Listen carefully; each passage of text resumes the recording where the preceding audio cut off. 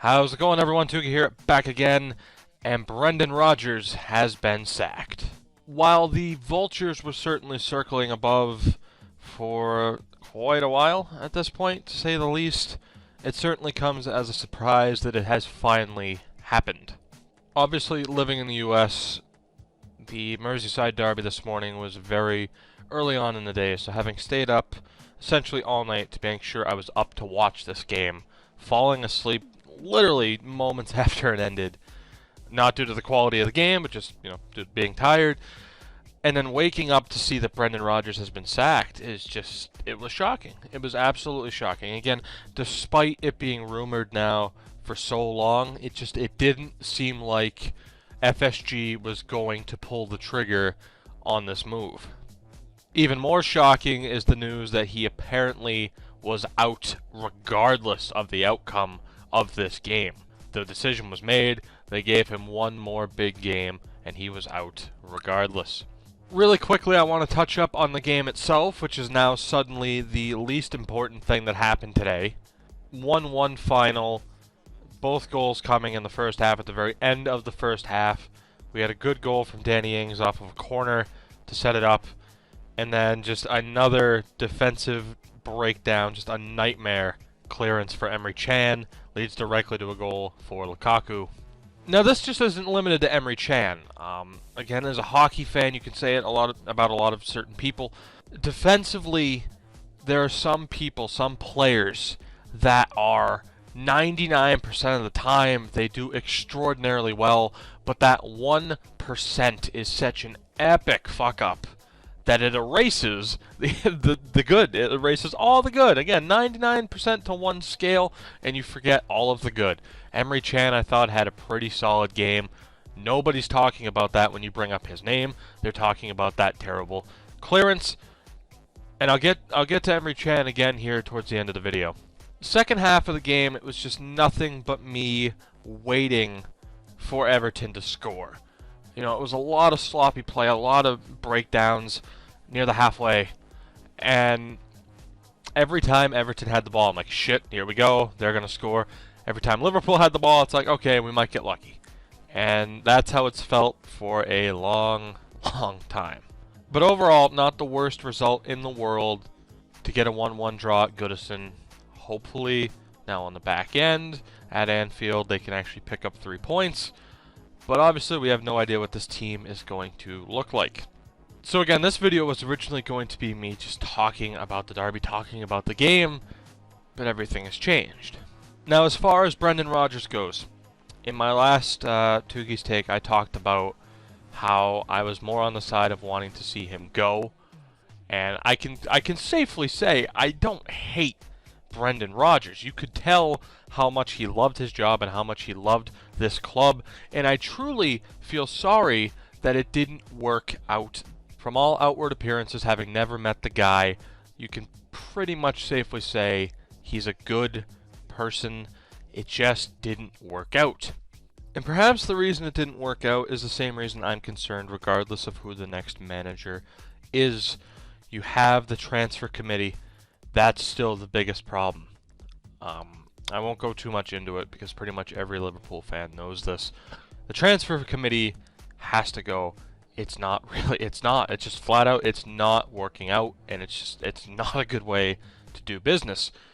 Because clearly, when you do business this way, you have a manager who relies on quick counterattack, and instead you're getting him probably one of the best target men in the Premier League, but still he doesn't fit his style.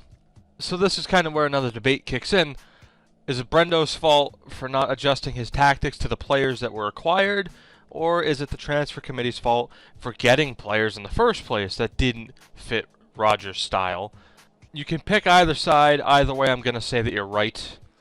But at the end of the day, I'm still extremely concerned for the future of this club with the transfer committee involved. At least figure something out, get better communication going. I don't hate the signings that Liverpool brought in this summer. I think Benteke is going to be a good fit. Firmino, it's too early to tell just because he hasn't been healthy. Joe Gomez has done relatively well, particularly for someone his age and going from Charlton to this, much higher Premier League level for a team that consistently battles for at least top 6. So I don't hate the signings, but obviously the signings weren't that great of a mesh with Brendan. It's just tough because, like I said, I don't want to blame Rodgers for everything, but obviously his tactics, his formations, constantly playing, when you have Jordan Ibe playing left wing back, Danny Ings was almost playing left wing back one game. You refuse to accept that Emre Can needs to be a holding midfielder, perhaps just a normal central midfielder, because he obviously has a feel for the ball and a feel for the game offensively. Regardless, this is a move that needed to happen. Was it the right time for it to happen? Who knows, but we all essentially know this was going to happen. Now, who replaces Brendan Rodgers? Every Liverpool fan with crossed fingers holding their breath that it's a big signing, which essentially means Jurgen Klopp or Ancelotti. That's what has to happen. For fans, for supporters to actually have some confidence instilled in them, it needs to be a big signing. And obviously some people joked like, oh, they're going to bring in Pearson, they're going to bring in Advocat, they're going to bring in Harry Redknapp, they're going to bring in Big Sam. God forbid if they actually do anything like that. But the rumors have been circulating for so long about Klopp and about Ancelotti, but particularly about Klopp. And already today, you have some reporters saying this might happen. I'm going to butcher this guy's name, and I apologize for that, but you have Jan Fjørtoft, Norwegian player, used to play for, I believe, Swindon and Middlesbrough, and there's 2 others in there, I just can't remember right now. He's reporting that they're close. You have James Pearce reporting that they have approached Jurgen Klopp at the very least. Whether or not Klopp or Ancelotti are proper replacements or are going to work within the system and turn this team around and save this season to hopefully, still battle for at least a Europa League spot, even though clearly they don't really care about the Europa League spot, but hey, it's something. Obviously, nobody knows. Nobody knows if either of them or whoever replaces Rodgers is going to be able to turn this team around. Admittingly, I don't know enough about Jurgen Klopp aside from his accomplishments. I can't safely say like, oh, he likes to play the 4-4-2, he likes to do the 4-4-3. I don't know what his tactics are because, to be honest, I haven't looked into it because I don't want to get my hopes up that he would actually come here. But if indeed Jurgen Klopp is the man to replace Brendan Rodgers, I know for a fact this fan base will actually have that confidence instilled in them that this team isn't just settling for top 6, top 7, that this team can eventually turn it back around, prove that 2013 wasn't a fluke, and get back to a point where you're actually truly challenging for top 4. Now, I'm not saying that they're better than United, that they're better than City, Arsenal, Chelsea, even though Chelsea are struggling this year. I'm not saying that. But in theory, this team has enough talent on it to at least compete, to potentially get into top 4. Obviously, there are probably still a few missing pieces. You still need to build the chemistry, and especially with a new manager in, you need to instill confidence not only in the fan base, but in the team. I'm going to wrap this up, guys, because honestly, I'm still in shock over this move. I'm still extremely nervous to see what happens with this club. But to summarize, Brendan Rodgers, thank you for what you did for LFC, good and bad, regardless of whether or not you want to just say, oh, it was all Luis Suarez. 2013 was a magical year. And while some people obviously blame Rodgers for everything, it's just natural to blame the manager for everything, regardless of what sport it is. I truly think Rodgers did the best he was capable of doing. Now, if that was a high enough level for a team like Liverpool, I guess clearly not.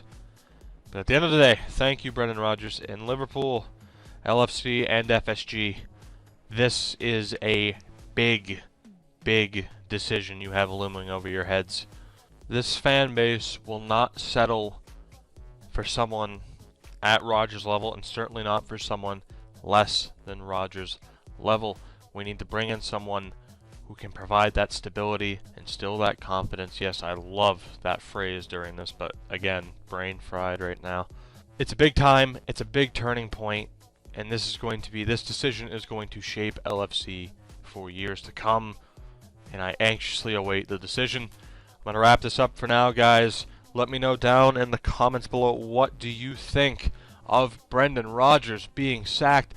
Who do you think the replacement will be? Will it be Jurgen Klopp? Will it be Ancelotti? If it's neither of those two, obviously a lot of the fan base is going to be pissed, but is it going to be someone else?